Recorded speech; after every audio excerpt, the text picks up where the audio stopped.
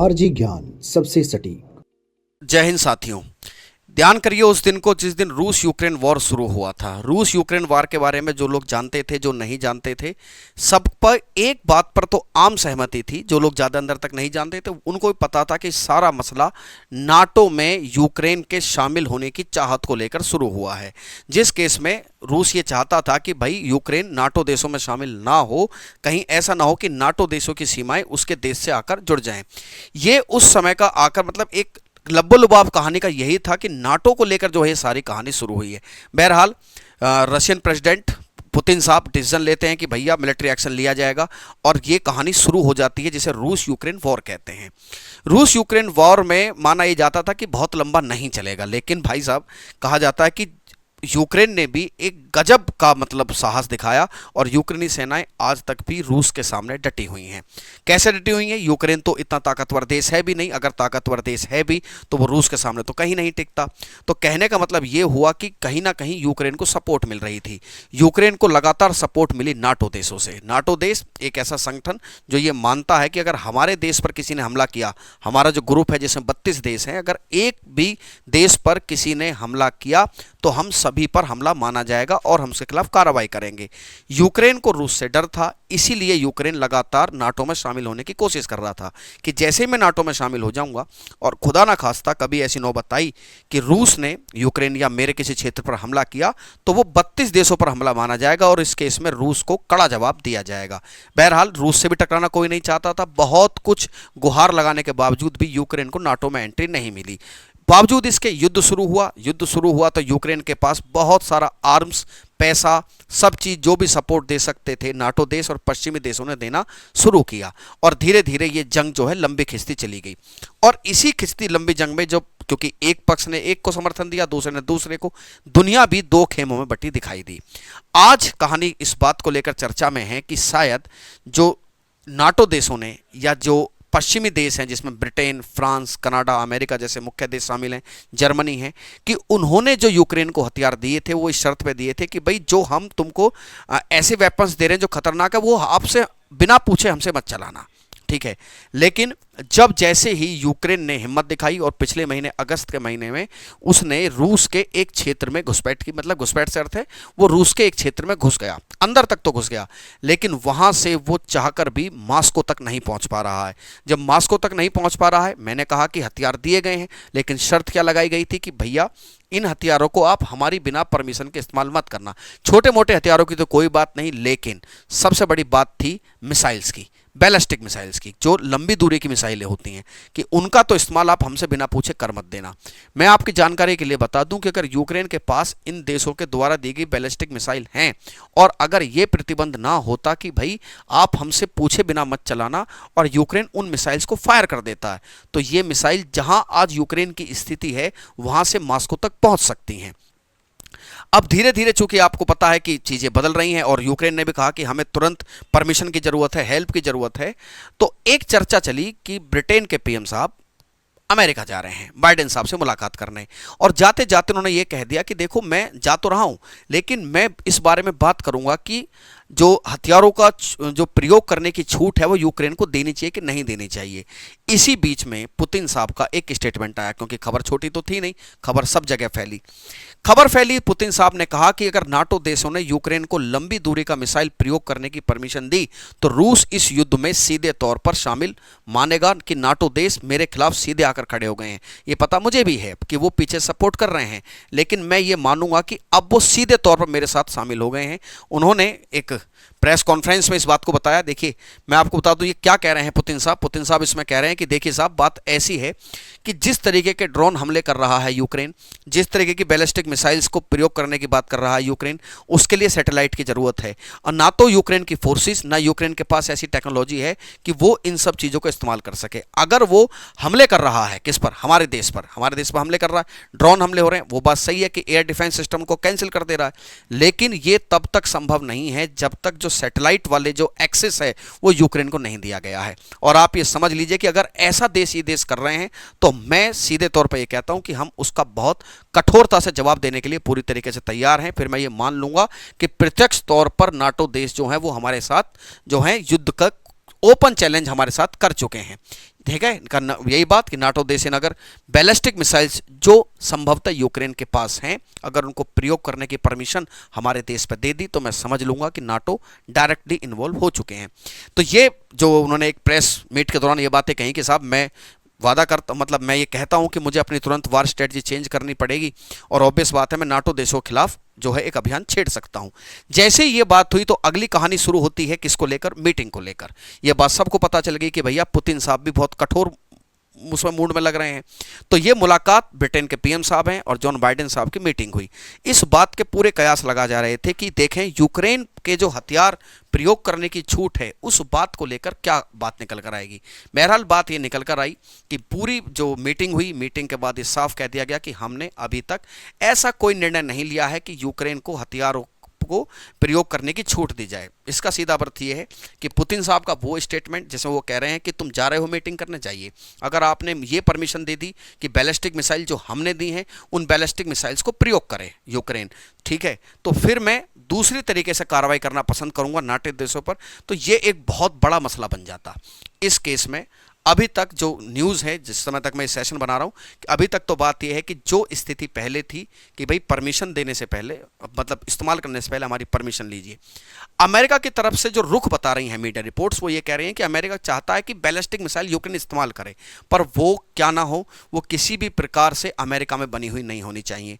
मैं आपकी जानकारी के लिए बता दूं, और भी जो बैलिस्टिक मिसाइल यूक्रेन के पास हैं उनमें कंपोनेंट्स अमेरिका के लगे हुए हैं। तो सीधे तौर पर अर्थ यह है कि यूक्रेन को बैलिस्टिक मिसाइल्स की यूज करने की परमिशन नहीं दी गई है। आपके दिमाग में एक प्रश्न आता होगा, सर अभी आप ड्रोन का जिक्र कर रहे थे, तभी आप बता रहे थे कि साहब एक एयर डिफेंस सिस्टम है, ड्रोन से खूब हमले है ना मॉस्को के आसपास भी यूक्रेन ने किया है, लेकिन सर आपने जो तो फिर तो बैलिस्टिक मिसाइल्स को भी जो है एयर डिफेंस सिस्टम खत्म कर सकता है। तो मैं इतना जोर क्यों? बेटा जो बैलिस्टिक मिसाइल्स हैं वो एयर डिफेंस सिस्टम के लिए ट्रैप करना थोड़ी सी मुश्किल होती हैं। क्या होती हैं? थोड़ी सी मुश्किल होती हैं, इसलिए एयर डिफेंस सिस्टम को गच्चा दे सकती हैं बैलिस्टिक मिसाइलें, ठीक है। जब मैं ये बात आपको पढ़ा रहा हूं, कल की ही रात एक घटना आपने सुनी होगी, जो यमन के हूती विद्रोही हैं उन्होंने इजराइल पर बैलिस्टिक मिसाइल फायर किए। तो जो इजराइल का जो एक बड़ा खतरनाक एयर डिफेंस सिस्टम आयरन डोम, वो फेल हो गया। तो मतलब बैलिस्टिक मिसाइलों के साथ ये आयरन जो एयर डिफेंस सिस्टम है ये फेल हो सकता है। और इसीलिए यूक्रेन कह रहा है कि भाई मुझे जो आपने बैलिस्टिक मिसाइल दी हैं उनके यूज़ करने की आप मुझे परमिशन दीजिए। बहरहाल पुतिन साहब का ये बयान, इनकी मीटिंग, फाइनल कंक्लूजन कि अभी नहीं, रुक जाइए, बैलिस्टिक मिसाइल्स का प्रयोग मत कीजिए, वरना विश्व एक बहुत बड़े संभावित खतरे में पड़ सकता है। कौन सी बैलिस्टिक मिसाइल जो हैं वो मिली हुई हैं, उससे पहले आप एक चीज़ को बड़े ध्यान से यहाँ समझिए, ठीक है, कि कौन सी बैलिस्टिक मिसाइल हैं जो इनके पास हैं। दो बैलिस्टिक मिसाइल हैं, एक तो जो महीनों से मतलब ब्रिटेन की है स्टॉर्म शैडो, कौन सी है? ये रही स्टॉर्म शैडो। एक है ATACMS, ये अमेरिका की मिसाइल है, ये ब्रिटेन की मिसाइल है। ब्रिटेन कह रहा है कि इन दोनों, ये बैलिस्टिक मिसाइल है, इनकी रेंज लगभग 300 किलोमीटर है और 300 किलोमीटर की इन रेंज को आप मुझे इस्तेमाल करने की परमिशन दीजिए। साहब यूक्रेन से कौन सा 300 किलोमीटर दूर मॉस्को है? यही बात समझने की है कि ऐसा यूक्रेन कहाँ है जहां से वो इन 300 किलोमीटर की मिसाइल्स का प्रयोग करके वो मॉस्को तक पहुंच जाएगा। क्या मॉस्को पर आज से पहले भी कभी खतरा आया है? इतिहास क्या कहता है मॉस्को पर हमला करने का? इस बात की जानकारी करने के लिए आप इस समय पहले थोड़ा सा स्थिति समझिए। ये वो स्थिति है, आप यहां देख रहे हैं, ये 23 सितंबर 2024 तक की रिपोर्ट है। जो आप ये क्षेत्र देख रहे हो, ये क्षेत्र है रशियन कब्जे, जो रशिया जहां पर बैठा हुआ है। एक क्षेत्र आप देखिए, कुर्स्क क्षेत्र है। कौन सा? कुर्स्क इलाका है। कुर्स्क इलाका रूस में पड़ता है। अगस्त के महीने में यूक्रेन ने बड़ी तेजी से कुर्स्क में एंट्री की। कुर्स्क में एंट्री करने के बाद थोड़ी ही दूर पर पड़ती है मॉस्को, ठीक है। सुदजा शहर की आपने खूब कहानी सुनोगे, अगर आप हल्के बहुत भी न्यूज़पेपर के टच में रहते हैं तो पता होगा कि यूक्रेन की सेनाएं कहां घुसी। यूक्रेन की सेनाएं घुसी कुर्स्क इलाके में। इसी कुर्स्क इलाके से 300 से 400 किलोमीटर की दूरी पर मॉस्को है, वो यहां बैठा हुआ है, ठीक है। यहां बैठे हैं, तो यहां बैठने के आप ये समझ लीजिए कि the claimed limit of the Ukraine advance, मतलब यहां पर यूक्रेन का ठीक ठाक बोलबाला हो गया है। अभी स्थिति क्या है कि रूस की सेनाएं इस इलाके को दोबारा आज़ाद करा रही हैं, लेकिन यहां पर यूक्रेन सेटल होने के बाद यूक्रेन की कोशिश है कि क्यों ना मुझे बैलिस्टिक मिसाइल दे दी जाए, जिस बैलिस्टिक मिसाइल से मैं कहां फायर करूं? बैलिस्टिक मिसाइल से मैं फायर करता चला जाऊंगा कहां पर? बैलिस्टिक मिसाइल से मैं मॉस्को की तरफ फायर करूं, किसकी तरफ, मॉस्को में फायर करूं। तो लेकिन यह परमिशन अभी, मैंने बताया कि पुतिन साहब के स्टेटमेंट के बाद बात पेंडिंग हो गई। चलो मैं ये कहता हूं कि देखिए युद्ध तो वास्तव में गलत है, लेकिन बहुत बड़ा खतरा पैदा हो सकता है कि अगर इस तरीके की बैलिस्टिक मिसाइल यूज करने की परमिशन दी गई और मॉस्को पर कोई गड़बड़ हुई तो। क्योंकि मॉस्को के रिगार्डिंग पहले भी मैं आपको एक चीज बता दूं, जब कुर्स्क क्षेत्र पर यूक्रेन लगातार बढ़ रहा था, मैंने कहा कि वहां से मॉस्को पास है, बैलिस्टिक मिसाइल की परमिशन दो, वहां से हम बैलिस्टिक मिसाइल फायर कर देंगे मॉस्को के। क्या होगा, एयर डिफेंस सिस्टम को गच्चा दे सकती हैं मिसाइलें। अच्छा, इस केस में आप एक चीज समझिए कि मेरे भाई, ये रूस की इतिहास ये कहता है रूस के बारे में कि ये रूस ने की एक बड़ी पुरानी स्ट्रेटजी रही है कि वो दुश्मन को अंदर तक आने देता है। और ऐसे दो लोग जो इसी जो ट्रैप में फंसे रशिया के, उनमें से दो लोग कौन से हैं, देखिए, ये देखिए, नेपोलियन भी मॉस्को तक पहुंच गया था 5 लाख की सेना लेकर। रशियंस ने खराब मौसम का इंतजार किया, रशियन सेना ने पलटवार किया और आखिर में इसको रूस छोड़ के आना पड़ा। ऑपरेशन बारबोसा हिटलर ने भी शुरू किया था सोवियत संघ के अगेंस्ट, लेकिन आखिर में उसका मिशन बारबोसा भी फेल हुआ। सीधी बात यह है कि रूस के अंदर एंट्री कर कर मॉस्को तक पहुंचना, ये मैं ये नहीं कहता कि उनकी स्ट्रेटजी है, लेकिन आप समझ लीजिए कि बड़ा कठिन होता है। मॉस्को तक पहुंचना इतना आसान नहीं है, क्योंकि अच्छा, यूक्रेन इस बात को जानता है कि आने वाले समय में सर्दियां आ रही हैं, और सर्दी आने से क्या होगा, मेरे लिए युद्ध लड़ना बड़ा कठिन हो जाएगा। यहां पर मैं जहां आज कुर्स्क क्षेत्र में हूं, सर्दियां आने के बाद मुझे बहुत मुश्किल होगी यहां रुकने में। संभवतः रूस इसी दिन का इंतजार भी कर रहा है, लेकिन रूस ने जवाबी कार्रवाई भी शुरू की। तो यूक्रेन को थोड़ा सा मतलब समस्या तो है, क्योंकि आर्म्स हैं, चलाने की परमिशन नहीं है, और परमिशन मिली भी नहीं है मीटिंग के बाद। तो इसी बात को लेकर मतलब एक चर्चा भी थी कि क्या नाटो देशों से सीधा भिड़ जाएगा रूस, है ना। देखिए, सीधा भिड़ जाएगा, लेकिन जिसकी संभावना अभी जो है इस मीटिंग के बाद लग रहा था कि परमिशन दे देगी तो गड़बड़ हो जाएगी, लेकिन इससे कोई ऐसा मसला निकलकर नहीं आया है। फिलहाल वो देश ने कहा कि भी अभी हम यूक्रेन को कोई परमिशन नहीं दे रहे हैं। कितना ताकतवर है नाटो, आपको पता होना चाहिए कि नाटो एक संगठन है। और वहां पर बताने से पहले एक चीज आप समझिए कि इस बात के बावजूद भी जेलेंस्की साहब ने कहा कि भैया देखो, बहुत खराब स्थिति में हैं हम, ठीक है। देखिए, इसमें खराब स्थिति क्या है कि आपकी वैसे भी स्ट्रेंथ कमजोर ही थी, वो तो नाटो देश जो हैं। अच्छा, पीछे कुछ याद कीजिए, कई बार जेलेंस्की बातों बातों में कह चुके हैं कि नाटो देशों की वजह से मैं लड़ा जरूर, लेकिन नाटो देशों ने मुझे कोई साथ नहीं दिया, मुझे बीच में धोखा दिया। धोखा देने से अर्थ है कि जो सपोर्ट मुझे चाहिए थी जिस लेवल की, क्योंकि रशिया जैसा मेरे सामने कंपटीटर है, तो वैसी सपोर्ट नाटो देशों ने मुझे कभी दी नहीं, ठीक है। और वो साफ कहते हैं कि भैया मुझे शीघ्र क्रियान्वित करने की, मतलब मुझे एकदम से हथियार चलाने की परमिशन दे दीजिए, तब वो मेरे सर्वाइवल का मामला है, ठीक है। नाटो एक सैनिक संगठन, नॉर्थ अटलांटिक ट्रीटी ऑर्गेनाइजेशन, 1949 में इसकी स्थापना हुई। 32 इसके सदस्य देश हैं, ठीक है। नाटो देशों पर अगर कोई हमला करता है तो वो पूरे ग्रुप पे हमला माना जाता है, इसीलिए नाटो देशों में शामिल होने की कोशिश यूक्रेन भी कर रहा था, जो युद्ध की बहुत बड़ी वजह बना। मेरे प्यारे साथियों, इस समय कितने लोग हैं, 32 देश इस समय नाटो कंट्रीज में शामिल हैं। तो बहरहाल मैं जो कहानी का सार है उस पर बात खत्म करूंगा कि नाटो देशों को, यूक्रेन को, रूस को अब इस समस्या का समाधान निकालना होगा। कैसे निकालना होगा, जब मैं इस बात को पढ़ा रहा था तो कुछ समय पहले, मतलब पिछली रात की बात है, मैं उनका नाम भूल रहा हूं, जो जॉन बाइडेन साहब के सेक्रेटरी हैं, उन्होंने कहा कि जॉन बाइडेन साहब क्योंकि जनवरी में चले जाएंगे, तो उससे पहले वो यूक्रेन समस्या का समाधान चाहते हैं। चाहते हो तो बैठकर, अच्छा, बहुत सारे डिप्लोमेट्स अब इस बात को कह रहे, देखो ये अब सच भी है, इसका समाधान अब बॉर्डर पे निकलने से रहा। दोनों देशों को बैठकर, देखिए अगर कोई मुझसे पूछे समझौता क्या होता है, तो लोगों को समझौता करने की स्थिति नहीं, समझौता करने की नीयत होती है।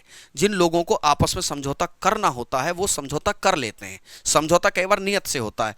दोनों देश अगर वास्तव में युद्ध रोकना चाहते हैं तो अब उनको इस बात के लिए कटिबद्ध होकर बातचीत करनी पड़ेगी, ताकि इस युद्ध को रोका जा सके। वरना आज जो सुबुगाहट शुरू हुई है नाटो देशों की, भाई अचानक से तो यूक्रेन से भी युद्ध नहीं हुआ था, धीरे धीरे सुगबुगाहट शुरू हुई थी ना।